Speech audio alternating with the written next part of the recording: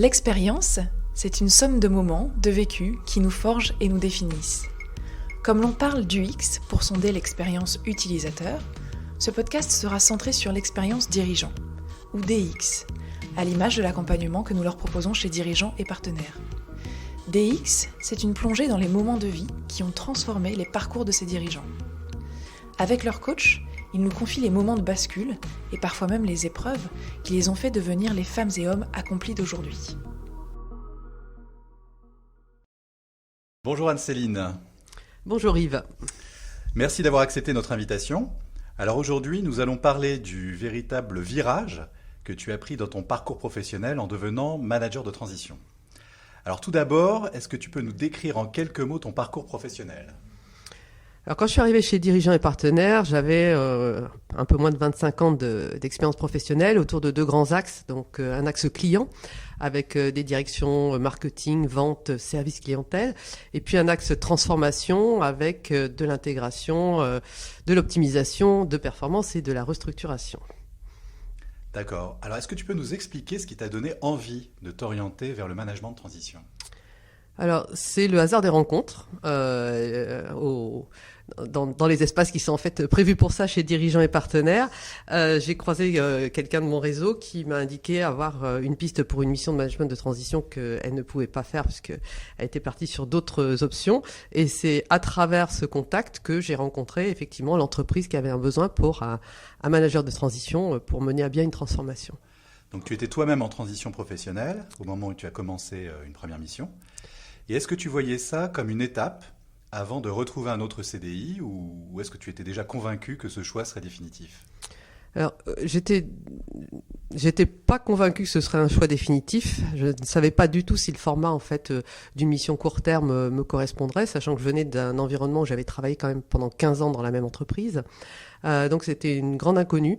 Mais c'était aussi le management de transition à ce moment-là était une opportunité pour moi en fait de rester, de continuer à travailler, de continuer à acquérir de l'expérience et aussi d'avoir une histoire à raconter autre que j'ai passé quelques mois excellents chez Dirigeants et Partenaires. D'accord. Et à quel moment alors c'est devenu un choix finalement ? Après être entré dans la mission, c'était une mission donc dans une TPE-PME, un environnement que je connaissais pas du tout, dans un secteur que je ne connaissais pas. Je venais plutôt du transport et du service. C'était de la distribution des sources d'eau minérale et en province où je n'avais pratiquement jamais travaillé. Et ça a été une rencontre vraiment extraordinaire. C'est-à-dire que je suis venant de la très grande entreprise, je suis arrivée dans une très petite entreprise, hyper motivée pour mettre en place un projet de fusion des deux sources d'eau minérale. Et ça a été une expérience extraordinaire. Et je me suis dit, waouh, c'est comme ça que je veux continuer à travailler. Donc passage d'une grande entreprise, d'un grand groupe, à deux PME qui préparaient leur fusion finalement, c'est ça ? Tout à fait. D'accord. Alors comment ton entourage a réagi à ce choix finalement ? Tes amis, tes collègues, ta famille, comment ils ont réagi quand tu as fait le choix du management de transition ? Alors c'est au fur et à mesure que j'ai enchaîné l'émission, il y avait un regard un petit peu différent. C'est-à-dire que ma famille, mes amis ne savaient plus où me positionner. J'avais été pendant 15 ans directrice de ceci, cela dans une grande entreprise. Et là, en fait, je passais tous les 6 mois, je changeais d'environnement, de secteur, de lieu géographique. Donc c'était compliqué plus pour eux que pour moi parce que moi j'y trouvais beaucoup de satisfaction. Mais ça change effectivement le regard des autres sur vous. C'est-à-dire qu'ils sont toujours un petit peu en questionnement et ils ont un petit peu peur de vous poser la question, t'es en mission, t'es pas en mission, ça va bien, ça c'est la question, ça va bien, oui ça va très bien. Et pour toi personnellement, comment tu l'as vécu ? Est-ce que c'était prendre un risque par rapport à ta vie précédente ? Alors, je pense que le point extrêmement positif quand on fait un outplacement, c'est qu'on rebat un certain nombre de cartes et de préjugés qu'on pouvait avoir par rapport à sa carrière et à ses options de carrière. C'est ce qui m'est arrivé. Donc, j'ai jamais senti ça comme étant difficile. J'ai jamais pris non plus comme un engagement, dans le sens où je suis pas rentrée dans le management de transition comme on rentre dans les ordres. C'est une façon de travailler qui me convient. Je suis rentrée là-dedans par hasard et je continue parce que ça me passionne et j'aime beaucoup fonctionner comme ça. Alors concernant le statut, entre guillemets, le statut juridique, est-ce que tu as choisi le portage salarial ou bien est-ce que tu as préféré créer ta propre structure ? Au départ, comme je n'étais pas, comme je le disais, une vocation profonde de continuer à travailler de cette façon-là, j'étais pendant 2 ou 3 ans en portage salarial et après j'ai créé ma propre structure. Alors, si je reviens à ta première mission, est-ce que tu peux nous décrire en quelques mots comment elle s'est passée, comment elle s'est déroulée, et peut-être ce qui a changé dans ta posture, dans ton rapport à l'entreprise? Alors, au départ, j'ai pas voulu de cette mission parce que je ne croyais pas qu'elle était faite pour moi. Je venais d'un groupe qui faisait 500 000 personnes, dans lequel j'avais conduit des très très gros projets d'intégration, d'optimisation, de restructuration sur plusieurs pays, avec des dizaines de milliers de salariés, des gros budgets, des grosses ressources. Et là, il s'agissait de fusionner 2 sources d'eau minérale en Alsace, de 2 fois 50 personnes et 2 fois 15 millions d'euros de chiffre d'affaires. Donc pour moi, j'étais pas la bonne personne pour faire ça. Mais en rencontrant le dirigeant, et en échangeant avec lui, je me suis rendu compte qu'en fait, il avait des problématiques qui étaient similaires. Il avait un sujet d'implémentation d'un ERP, il avait un sujet de structuration d'un processus, des processus de l'entreprise pour rentrer dans un groupe européen plus large, et que donc effectivement j'avais des choses à apporter. Ce que j'ai dû changer dans ma façon de faire, c'est par rapport à mon gros bagage, je dirais, technique d'intégration. C'est vraiment l'adapter à une entreprise beaucoup plus petite, où les dirigeants sont très opérationnels, ont pas de culture projet, ont peu de bande passante par rapport à tout ce qu'ils ont à faire dans leur quotidien. Et donc arriver à, je dirais, un peu dégraisser et ne prendre en fait que le plus efficace par rapport au contexte spécifique de cette entreprise, de l'ensemble de mon bagage en fait technique professionnel. Et le rapport à l'entreprise, en quoi il est différent quand on arrive en tant que manager de transition? Alors, il est différent dans le sens où on vient pour une mission et une durée déterminée.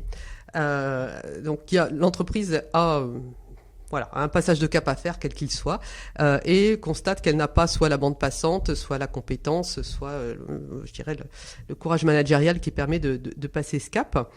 Donc, on vient vraiment pour une problématique spécifique et une durée spécifique. Et donc, quand on arrive, on n'a pas d'historique. Et on n'a pas de futur. Et donc, le fait de ne pas avoir d'historique permet parfois de prendre des décisions que d'autres ne peuvent plus prendre. Et le fait de ne pas avoir de futur fait qu'en fait, on ne menace pas les COMEX, les CODIR, les zones d'influence en place.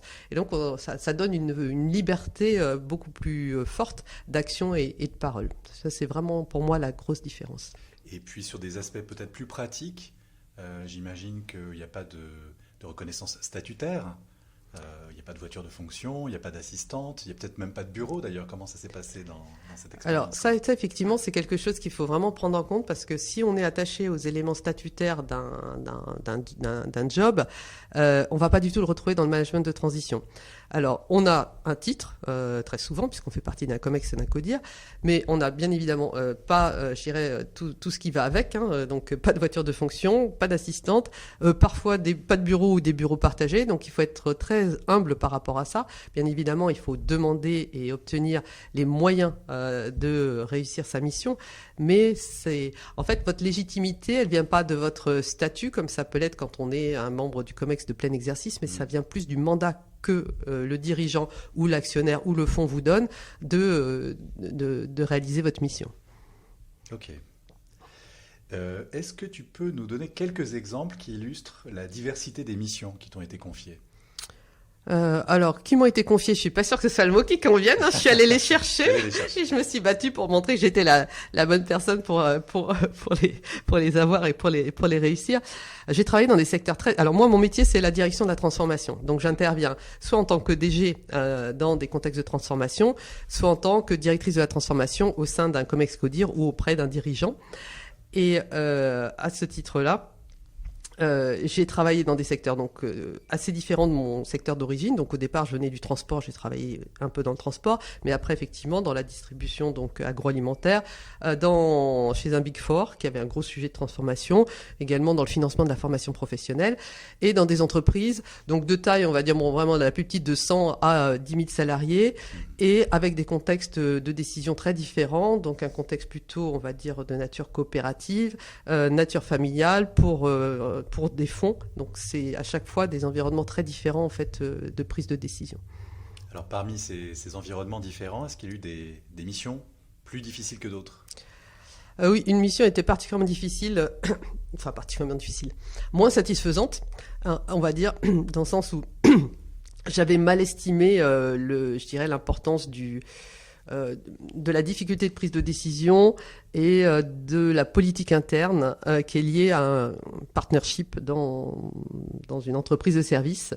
Et donc là où quand il s'est avéré, enfin quand le moment est arrivé de faire des choix difficiles, comme l'entreprise gagnait encore beaucoup d'argent et avait des belles marges, le choix difficile n'a pas été assumé. Donc en fait, une grosse partie de ce pourquoi j'étais venue et ce que j'avais fait n'a pas abouti. Et comme moi je me réalise à travers le résultat, j'étais un petit peu frustrée par rapport à la fin du processus. Et finalement, dans une responsabilité de transformation, si l'entreprise fonctionne bien, marche bien déjà, c'est peut-être plus difficile de faire passer des idées nouvelles. Oui, parce que en fait, la transformation consiste à créer. Enfin, une des conséquences de la transformation, c'est de créer des zones d'inconfort. Parce qu'effectivement, les gens vont être obligés de changer de façon de travailler, que ce soit l'outil, le lieu, l'organisation, donc le process, ou parfois perdre leur job. Donc, effectivement, à partir de ce moment-là, il faut avoir un incentive pour changer. Donc, quand l'entreprise va pas bien, des sujets de performance, plus de cash pour payer les salaires, là, l'incentive, il est évident pour tout le monde. La motivation, elle est là et elle est partagée. Par contre, effectivement, dans une entreprise qui gagne bien sa vie et qui a des perspectives de croissance intéressantes, pourquoi changer puisque jusque-là, ça a marché. Donc ça, c'est le gros challenge. Ok. Alors, en préparant cet entretien, tu m'as dit que tes missions duraient en moyenne 12 à 18 mois. Est-ce que c'est difficile d'enchaîner des missions très différentes à ce rythme ? Alors, ça, c'est une particularité de mon métier de transformation, d'avoir des missions longues, puisque le temps de transformation de l'entreprise, voilà, il est long. La durée moyenne d'une mission de management de transition, c'est plutôt 7 mois et 12 mois pour des missions de direction générale. Donc, ça laisse quand même le temps de s'impliquer beaucoup dans l'entreprise. Voilà, moi, tant que je m'amuse et que j'apporte un résultat à l'entreprise, je dirais, j'ai pas le sentiment que ce soit trop court ou trop long. Voilà. D'accord. Et tout à l'heure, tu disais, les missions, il faut aller les chercher. Ton offre de service, elle repose sur tes hard skills, entre guillemets, c'est-à-dire tout ce que tu as déjà accompli avec succès. Alors, selon toi, quelles sont les autres compétences, en dehors des hard skills, qui sont nécessaires à un manager de transition ? Alors, on l'a un petit peu abordé, il y a la notion d'humilité, c'est-à-dire qu'on vient pas avec ses galons, on vient pas avec, je dirais, le logo tatoué sur le t-shirt de son ancienne entreprise, on vient véritablement au service du client et de l'entreprise. Donc, être humble, ça veut dire trouver sa place dans un collectif et voilà, savoir pousser un certain nombre de leviers, mais sans afficher les galons. Faut être, à mon avis, avoir évidemment des caractéristiques de leadership importantes parce que on va emmener les équipes sur lesquelles, a priori, on n'a pas nécessairement de légitimité puisqu'on est là de façon transitoire. C'est hyper important, donc avoir beaucoup d'écoute pour bien comprendre ce qui se passe dans l'entreprise et comment on va en fait amener les changements qui sont amenés. Savoir communiquer, être transparent sur ses engagements, sa vision, ce qu'on veut faire et ce qu'on vient faire. Donc effectivement c'est des choses qui sont importantes. Bien évidemment être agile puisqu'on va passer d'un sujet à un autre, d'une entreprise à un autre, d'un contexte de crise à un autre. Donc je pense que c'est surtout ça les soft skills dont on a besoin. N'étant plus salariée, étant indépendante, comment est-ce que tu as abordé la question de tes revenus financiers, c'est-à-dire tes tarifs, compte tenu de l'incertitude sur le nombre de missions ? Alors effectivement, c'est la caractéristique forte de l'indépendant, qu'il soit manager de transition ou consultant, c'est la précarité. En management de transition, je dirais que c'est sans doute encore plus vrai puisque on intéresse les entreprises que quand on est disponible. Donc typiquement, moi, à 3 semaines de la fin de ma mission, c'est à ce moment-là que je me remets sur le marché, mais j'ai aucune visibilité sur le fait de savoir si je vais retrouver tout de suite ou dans 3 mois. Donc, en fait, tous les managers de transition intègrent dans leurs tarifs, donc leur TJM, tarif journalier moyen, puisqu'on facture un taux multiplié par un nombre de jours, intègrent en fait cette notion de précarité. Donc, font des hypothèses sur le fait qu'ils vont effectivement arriver à travailler 10 mois sur 12 et donc, a fortiori, intègrent ça. Et après, on est suffisamment, j'imagine, astucieux pour réguler. En fait, on a plusieurs possibilités, qu'on soit en portage salarial ou en société, de réguler en fait sa rémunération. C'est-à-dire qu'on n'est pas, c'est pas parce qu'on facture qu'on est obligé de se verser la totalité de ce qu'on a facturé à notre client. Souvent, quand on parle de management de transition, on parle de l'importance d'être mobile sur le plan géographique pour tout simplement trouver des missions. Est-ce que ça a eu un impact dans ta vie personnelle et comment est-ce que tu l'as géré ? Alors, effectivement, cette mission, la mission que j'ai faite en province, donc c'était en Alsace à un moment où il y avait en fait, il n'y avait pas la ligne, la LGV rapide, donc c'était, voilà, le temps de trajet était très long en train, mais ça me permettait de faire du temps de travail aussi important. Et donc j'avais de toute façon dès le départ accepté d'être 3 nuits par semaine sur place, ce qui me paraissait indispensable. Alors comme le savent très bien les consultants, hein, quand on est tout seul à l'hôtel et qu'on s'ennuie, on travaille encore plus, donc c'est super bénéfique pour le client. Et après, toutes mes missions m'ont en fait rapproché de chez moi. J'habite dans Paris, sauf une mission que j'ai fait également dans la distribution qui m'a après éparpillé un petit peu entre Cavaillon, Reims et Rungis. Donc je pense qu'il n'y a pas de généralité. Il faut être au clair par rapport à ce que soit on est prêt à accepter. Mais voilà, pour moi, un rythme où je vais être 3 jours loin de chez moi, mais en proximité du client et des sujets, me pose pas de problème ni d'organisation personnelle, ni d'état d'esprit. Alors, on parlait de précarité tout à l'heure, dans le sens où on ne sait pas quand démarrera la prochaine mission. Alors, toi, comment est-ce que tu vis les intermissions ? Alors moi j'évite très bien, des fois je les provoque, parce que les missions de management de transition sont des missions très engageantes, c'est-à-dire on travaille pas à 100% d'énergie, on est plutôt à 120 voire 150, et dans les périodes de crise ça peut être encore plus fort. Donc effectivement quand on a la satisfaction d'avoir mené à bien la mission et de pouvoir passer le relais, je dirais à un manager pérenne, le temps de l'intermission est un temps extrêmement précieux pour se ressourcer. Donc typiquement ce que font les managers de transition et ce que je fais pendant cette période-là, c'est me former, c'est me faire plaisir, donc en famille ou à travers mes activités sportives ou voyages, et réseauter. Et évidemment travailler mon réseau à fond parce que voilà, parfois la distance et puis l'implication fait qu'on n'a pas cette disponibilité. Donc effectivement c'est une période où je vais vraiment travailler mon réseau. Alors en conclusion peut-être, quels conseils tu pourrais donner aux personnes qui nous écoutent et qui se posent la question de prendre ce virage professionnel ? Alors peut-être de pas se poser la question comme un virage professionnel justement parce que je pense que ce n'est pas ça. C'est vraiment le management de transition pour moi, c'est une option supplémentaire à son arc professionnel. Donc on peut tout à fait être manager de transition, enfin prendre une mission de management de transition pour 6 mois, après décider de racheter une boîte, faire du conseil, revenir en CDI. Donc vraiment imaginez que c'est une option supplémentaire et donc en profiter, je veux dire tester pour voir si ça marche. Au pire, on aura travaillé pendant 6 mois et on aura une histoire supplémentaire à raconter dans son parcours professionnel, et au mieux on se dit comme moi, finalement j'aime beaucoup cette façon de travailler et je vais continuer. Tu me disais en fait en préparant l'entretien, finalement plus j'avance, plus je suis bankable.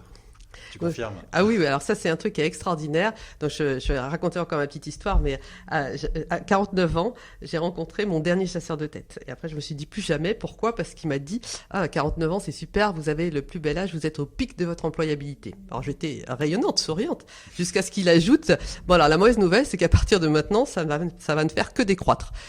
Et en fait, le management de transition, c'est exactement l'inverse. On vient vous chercher parce que vous avez de l'expérience.